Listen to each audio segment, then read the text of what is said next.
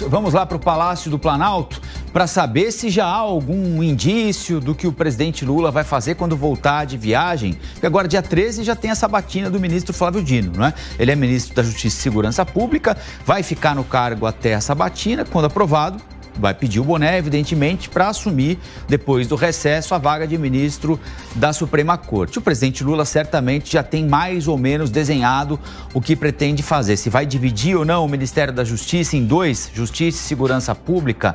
Há uma possibilidade, não é, Luciana Verdolim, que ele tente reparar algo que prometeu e não está entregando. O PT criticava o governo Bolsonaro e o governo Temer por ser um governo de homens brancos. Exatamente o que é hoje o mandato do presidente Lula, que quando subiu a rampa lá no dia 1º de janeiro, fez questão de subir a rampa com pessoas com deficiência, com indígenas, para simbolicamente dizer que todo o país, e não um grupo só, estava voltando ao Palácio do Planalto. Mas, por enquanto, ele não entregou o que prometeu e pode tentar fazer alguma espécie de reparação no Ministério da Justiça com a ministra Simone Tebet. É isso, Luciana?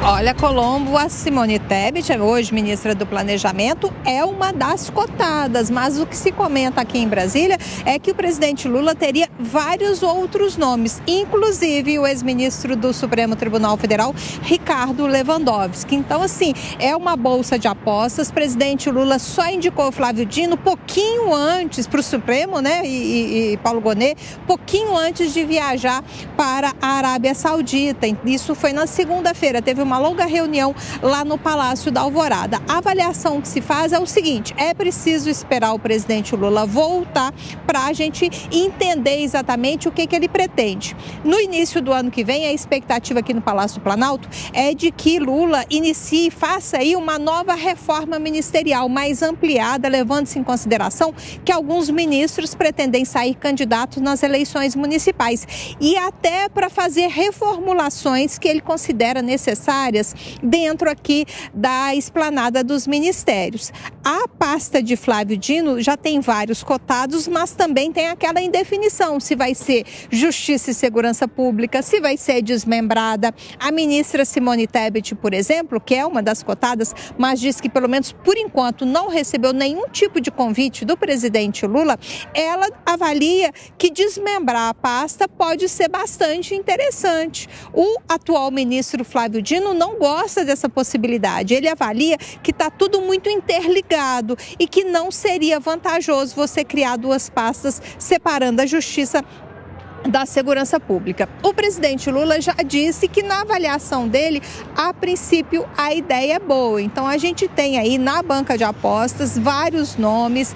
Jorge Messias, da Advocacia Geral da União, também tem sido cotado para a vaga, né, para o cargo lá de ministro da Justiça, levando-se em consideração que era o preferido do PT, inclusive para a vaga no Supremo Tribunal Federal. O ministro das Relações Institucionais, Alexandre Padilha, ele também diz que, pelo menos por enquanto, não tem nenhuma sinalização, que é preciso esperar, inclusive, a sabatina que acontece no mês que vem. Luciana Verdolim, ao vivo, direto do Palácio do Planalto. Dia desses, uma colega me lembrou, olha, não é só que tem mais homem do que mulher na Suprema Corte, isso é óbvio, são 10 contra 1.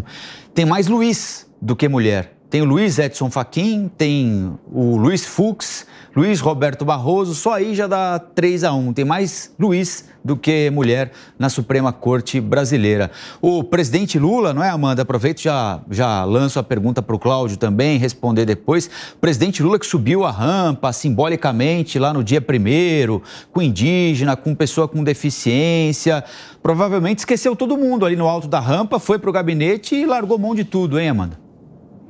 E a esquerda está calada, né, Colombo? Eu acho que você tem toda a razão.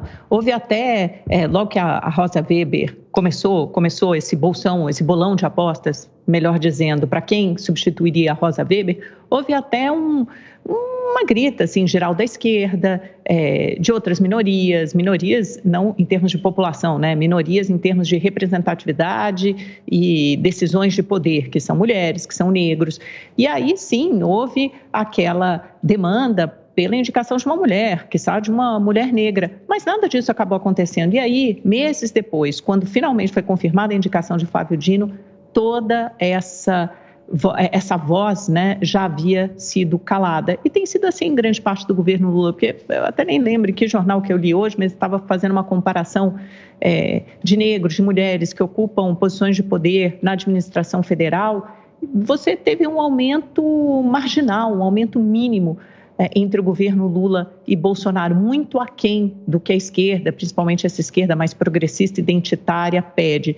E aí eu acho que você cai mais ou menos na real de que essa não é a prioridade do governo Lula. Por exemplo, a indicação para ministro do Supremo, a preferência, a prioridade foi por um ministro leal. Isso nas duas indicações, embora sejam personalidades completamente diferentes. De Cristiano Zanin, primeiro, por toda a lealdade demonstrada por ele durante a fase mais difícil da vida de Lula, que foi a Lava Jato, e agora do ministro Flávio Dino, que ele considera que Flávio Dino, junto com Alexandre de Moraes e Gilmar Mendes, será um ministro político. Eles formarão um trio de resistência a tentativas de avanço investidas da direita, por exemplo, como a investida contra a democracia. É isso que ele procura no Flávio Dino, né? Um ministro leal, a mesma coisa que ele viu em Cristiano Zanin. Eles atuarão de formas diferentes na corte, mas esse foi o principal critério na escolha dos dois nomes.